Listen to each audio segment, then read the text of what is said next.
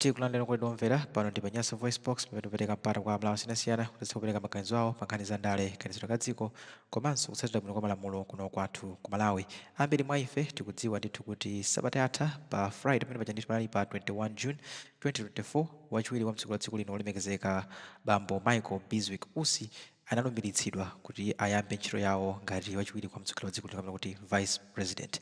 Ndipo mmene uja unachitika ndithu ku nyumba ya malamulo mu mzinda wa Lilongwe, ndipo mmene kuja kunafika ndithu alendo osiyanasiyana azipani zosiyanasiyana koma ambiri mwa ife sitinaonepo akuluakulu a chipani cha United Transformation Movement kapena kuti UTM. Ndi ambiri akhala kufunsa mafunso kuti kodi ndi chifukwa chani chipani cha UTM sichinapite koma pamene uja ndiponso ena ambiri akuyikapo maganizo awo kuti ndi chifukwa chani anthu a UTM pamene kuja zimaoneka kuti sanafikeko. Nde pano tabweranso ndi bambo Lwara amene ndithangofuna kambapo nkhani yake yomweyi iwo makamaka koma kunena kuti zinangovuta kuti anthu a UTM asakapezeke nawo pamwambo pamene uja koma mwambo uja sunali mwambo wa ndale, unali ndithu mwambo kuti dziko lonse linayitanidwa ndipo chidakhala chabwino achikhala kuti iwo a UTM anakaonekera chifukwa kuti Michael Usi ndi membala wawo achipani komanso anali wachiwiri kwa mtsogoleri wawo Wolemekezeka Dr. Klaus Chilima ndithu amene analisiya pa ngozi ya ndege.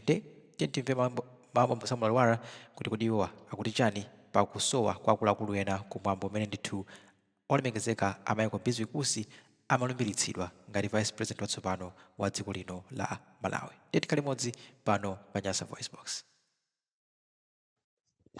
Yes, my comrades. Good evening, comrades. Mwaswera bwanji kapena mwaliona bwanji siku la lero. Thank you very much for those people who have been coming to my inbox. Today it has been almost 301 messages.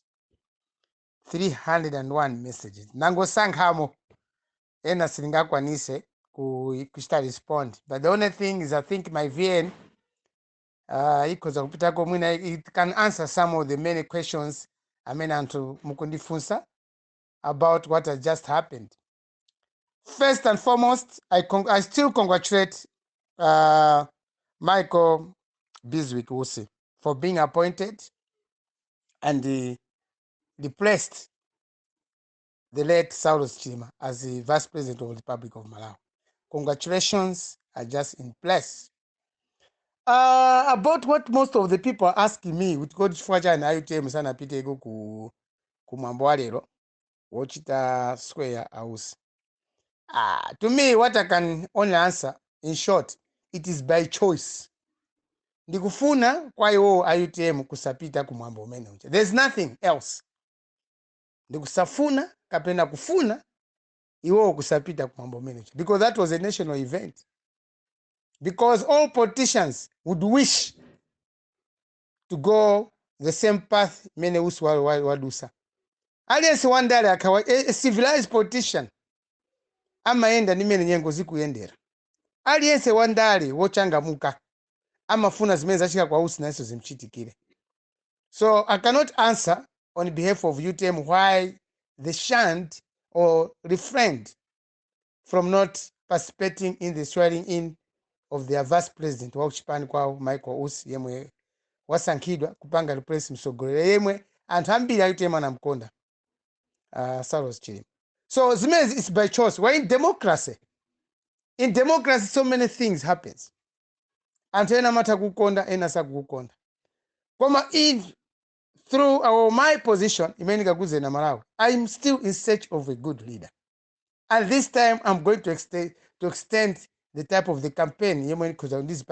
Of course, we've been having tough times with my team across the country. I made Mapanga campaign for Saulos Chilima. I've taken each and every thing or decision or conclusions or assessment. Many team yanga yapanga across the country in search for a good leader for this country, Malawi. And Hambiri, out of 48 members of my team, 31 they're in support of Michael Usi.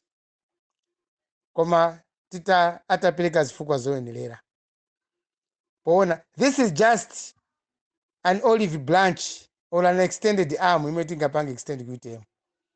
Saulos Chilima, timampangira campaign ngatimene mkuziwira. Koma out of 31, out of 48 people, ndili nawo ineyo. And I've got 48 active men and women, young men and young women. Akudipangira campaign, timapanga campaign ya Saulos Chilima. And it's sad that Saulos Chilima na Samuel pamene more organized. Kuti Saulos Chilima akupanga declare interest pa 2025 tayimirira. Amalawi mkanaona moto. We could have seen how best we could have campaigned for the Saulos Chilima. Tikanapa campaign yodabwisaso mwina so posaso akuchipana cha UTM. Tikanapos because we had good support from some good members of the general public, some good Malawians. Omwe anativesesa campaign yatu from Chitipa to Nsanje. Tinaso support yokwana kwambiri from best friends of Saulos Chilima. Omwe sima members UTM. Ndale zachipani in search of good leader ifeyo city malowerapo hai. And I don't get involved in party politics because already I belong to MCP. Komwe ndisiku limozi lomwe MCP salamba nditanapo to hear about how best to run MCP or to hear the contribution njomwe ndi nacho kuchipani chatu cha MCP. MCP salamba nditanapo. Out of all the noises that I make against the leadership of the MCP, palibe wa MCP yemwe anajitanapo. Because of that reason, I can't be ashamed kuti mwina UTM uso na uso sana nditanepo kuchipani kwao. Because ndale za kuchipani nimaziziwa. There's no truth in party politics. Kuma ukhala kukana zizopanda pacha. Chifukwa liyese amafuna adye bwino. So with what you have just observed, many mapangira campaign Saulos Chilima. Me am MCP. Ndino MCP. Ndikaona candidate wa MCP mene zikusokolezeka pamene Chimawa mwalira. Ndikaona kuti ku MCP kukhanga tikuoneka kuti kuli bwinoso kwa bwera msogole wa bwino kapena zinthu zasintha. That's my mother party. I will not have problems to work with MCP leadership. Koma leadership iyi achakwera. Iyi yakanika. 4 years. Singabwerere mbuyo kuna kuti achakwera. The support 2025, I can't do that over my dead body. Chakwera to me remains a failure. 4 years, it has been a wasted years. And I can't change my decision on that over my dead body. Achakwera, as leader of MCP and leader of Toss Alliance in government, he has failed this country. I will not change. The position remains the same. Achakwera, tineka pampando ndi vote. They vote out to singa many Kawonela vote out to Achakwera and they say bwino. And that thing I will not reverse myself. Even Ngati nkhala zotani. NCP, even wishing me dead, I can't change my mind. Achakwera has failed this country politically as well as development-wise, because of his poor choices, because of being visionless. Zimeti members za Malawi kuti Achakwera atipangira sisi na yende.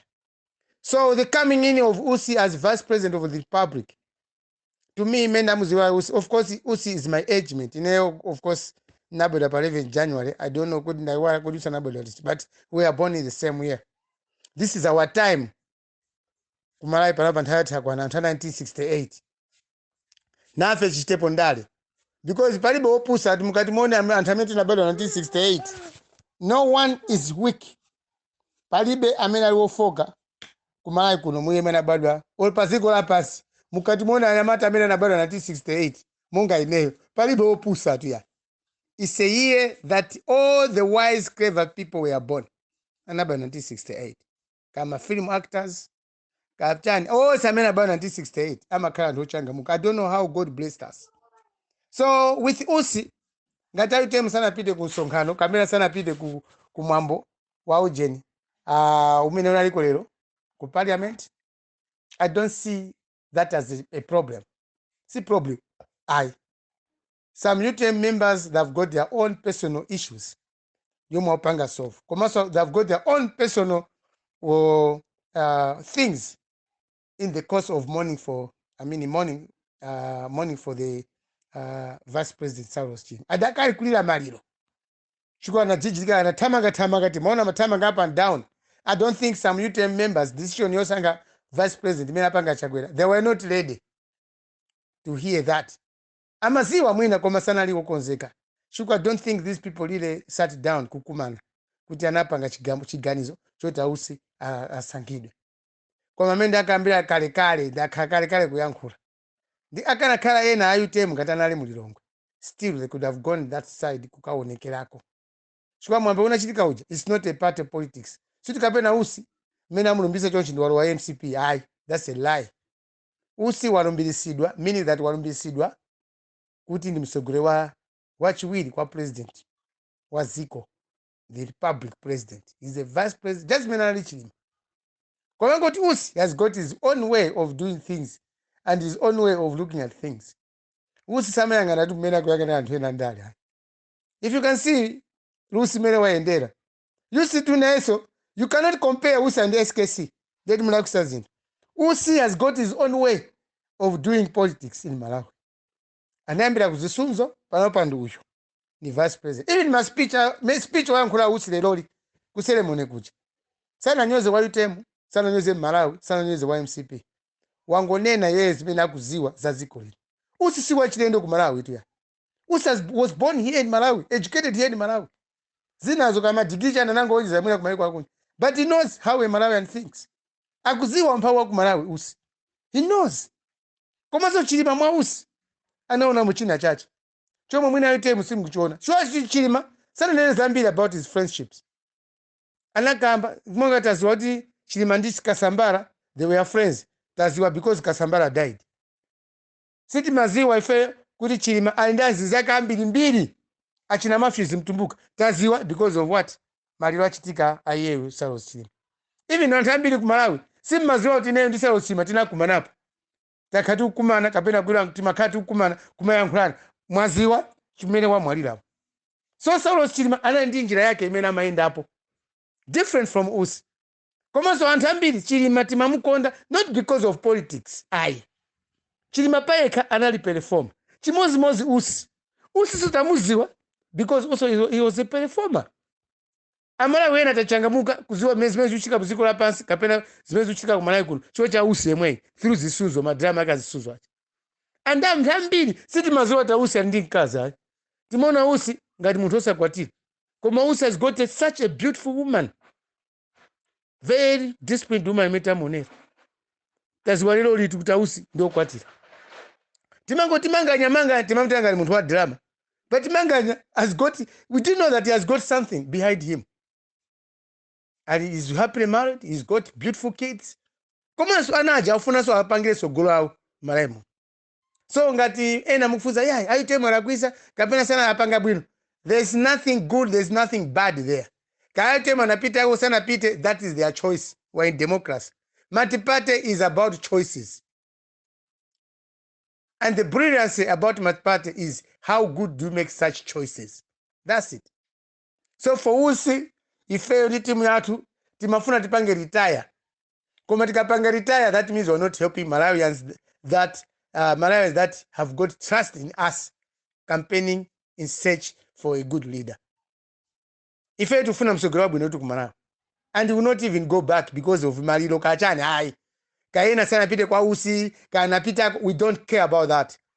Ngati Usi ukwana kukhala leader for this country. If Usi is able, he's got some abilities to change this country politically and development-wise. If Usi dikola kumsupport. Usi tamwika super picture. Now we're looking at Usi. Kodi Usi angalita nzibanje. We'll be following Usi and differently, without doubts, Usi neendika kumana naye in person. I'll meet this vice president. Ndikamuve ngati mena kavera kwa South Sea. South Sea told me about everything that he had at Wabom. Koma that was a secret between him and myself. And I know some people will not believe this. Koma ineyo sili mango panga campaign. Hai. When I talk about a Ford leader, Enoch Chihana nakumanapo na yetu. I met Enoch Chihana. I met him. Ndikuziwa fundo zimene ali nazo ngakati nangu yangu yapatali. But I know zimene sogramere mkona andalewa ina ndikukuma nawo. Mtambo huyu, I've been talking to Mtambo. Komasa I met Mtambo. Tunakumana for the first time also handshaking kwa Bingu Stadium. Timalira malirwa tilakunali mambo ku Bingu Stadium kunja. So I've met several people. I mean sina kumani nawe ineyo. Kondwa nankuma sina kumani naye. Because maybe alibe issue ndine komaso maybe I don't have an issue with him. His party just no. achakwera ineyo sinambe ndakumanapo nawo hayi chilwere president. Maybe because he's committed, maybe because his interests maybe are diverted to another thing that I'm not interested with.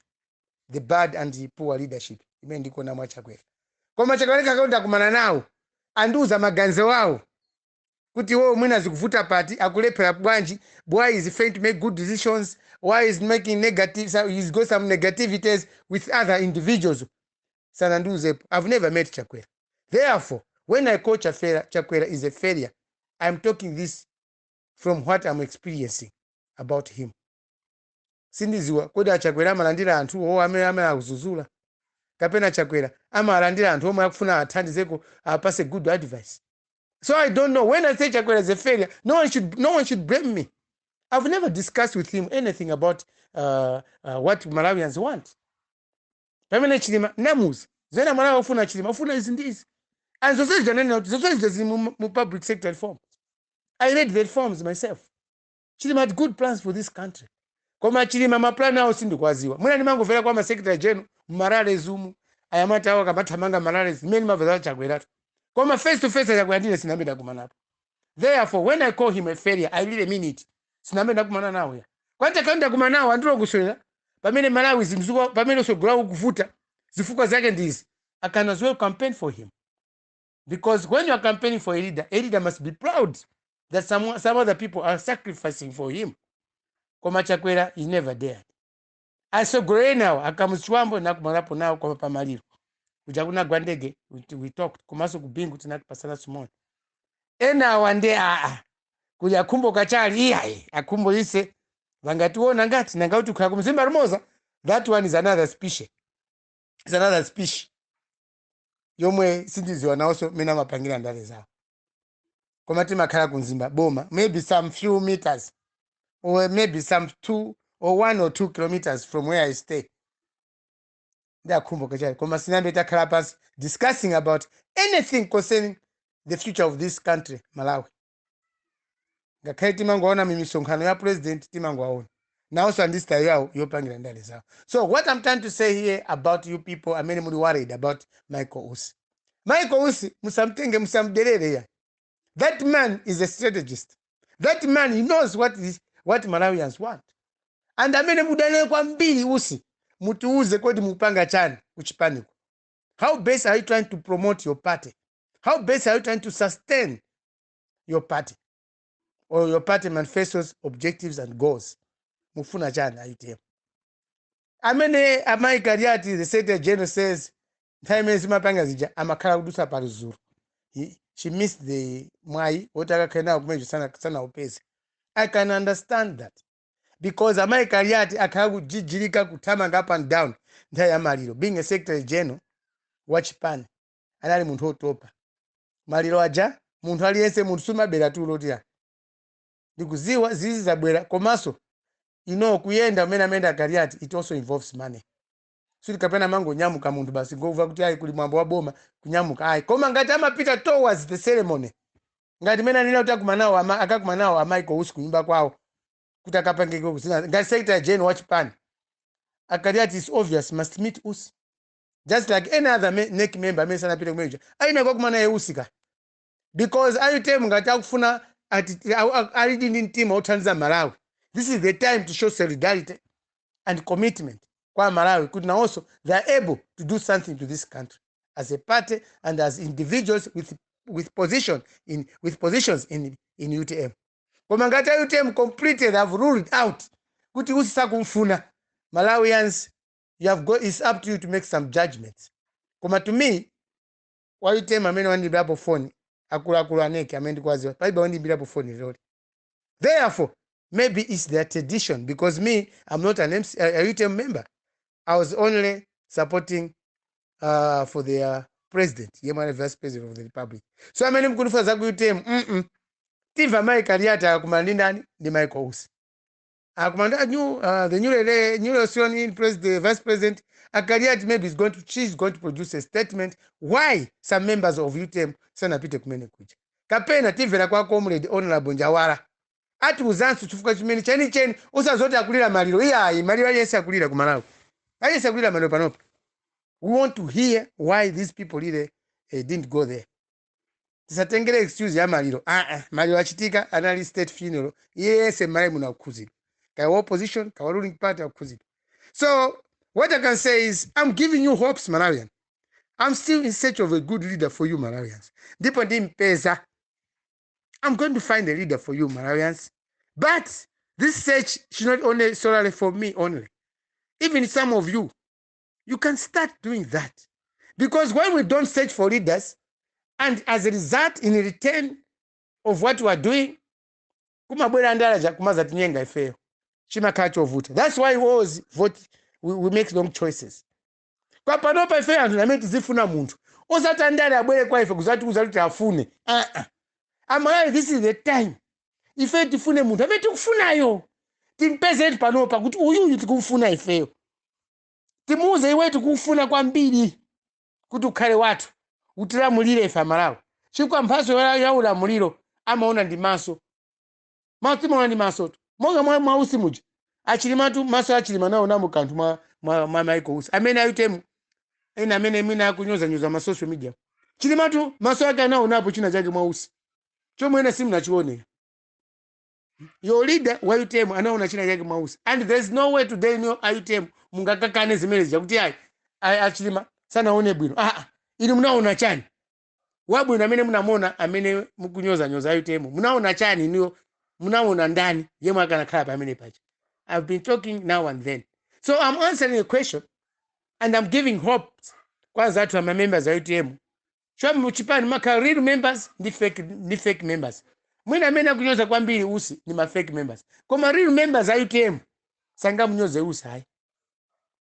And real members of UTM, if they respect kumwalira kwa nani kwa Saulos Chilima, mamembers of UTM aina kukhala nthu oganza kwambiri, aina kukhala nthu abwino koopsa, because Amalawi onse amene analirira maliro a president wawo panopa zikakhazi okhumudwisa kuti UTM they have started misbehaving. Kuma mtukwana munthu yemwe Chilima anamsanga kukhala ni mitu wake or vice president wa UTM yemwe ali Michael Usi. Zikakhazi achendo kwambiri. UTM mena nali ndi support ya ikulu pamaliro apapa. People were really in solidarity with UTM members as a party, as with members of the party. Ndiye panopa chikakhala chodabwisa kwambiri kuti UTM panopa they have started misbehaving. Because by not going ku swearing ceremony ya vice president wao, amene panopa ndi president wao wa UTM, by virtue of the constitutions awiri ya republic ndi achani ndi akuchipani. Kusapita ngomene kujangali mwapitako simnapite kuchifukwa cha zifukwa zanu zimene muli nazo, your personal issues. You are not real members of UTM. Komanso ndio Saulos Chilima mnamiza kuti ndiniwa chani UTM.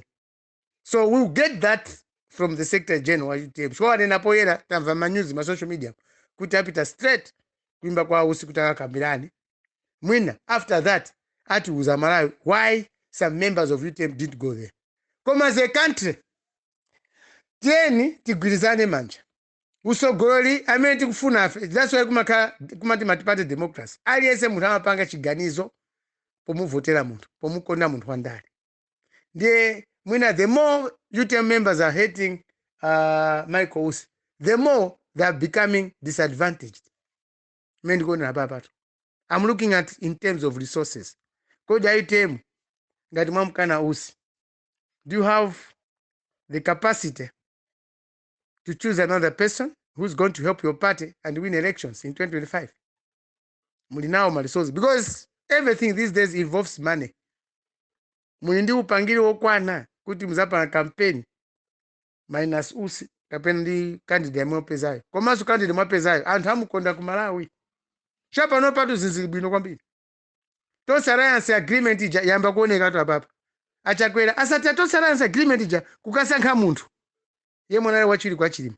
To me, for tonse alliance, that is an excellent thing ngati mukuziwa. Tonse alliance liko ku Malawi. Achakwera tonse tonse alliance liko by just appointing Usi to replace Saulos Chilima. Tonse alliance is just intact. Ndikona apapa. So I think ndayankha sina yankhule monyengerera ayi. Ineyo little by little ndikuochita observe the situation. I'm also observing the behavior of some UTM members mena pangira papa, because I've not, some of the members I know, they have not given me reasons why sanapite kuswera ni ceremony ya vice president yemwe Michael Usi. Sina information else here, but I'll still be with you UTM members. Tikuli remorse commerce in search of a good leader. I expect you people to choose the rightful person. Excuse me. I'm meeting up Pangile campaign 2025. So what chakwera wawa? Achakwera zao mendiko nane zakanika ababatu. For president sana endese bwino ziko limene lira. Apopo kande muzi wa UTM. Achakwera ziko sana endese bwino. Mavuto yense mwina ukari mwene muli nawo is because of poor leadership mwina achakwera. But that is not an issue today. Chifukwa chane UTM simnapite kuswera ni ceremony ya vice president wa ziko yemwe panopa ni msogole wanu wa kuchipani. I think Malawians need to know. So because Amai Kariati, I mean I said the general Japan, Kakumanda Usi, who hear exactly, I mean mkunifuza mafusa mbili move mina UTM atapelekele official statement. Chifukwa chane mamemba zao ofunikira sana piteko kukachita witness zibe zachitika lero kuta Usi ndakabwera aka vice president of the Republic of Malawi, depressing late Saulos Chile. Thank you and good evening, everyone.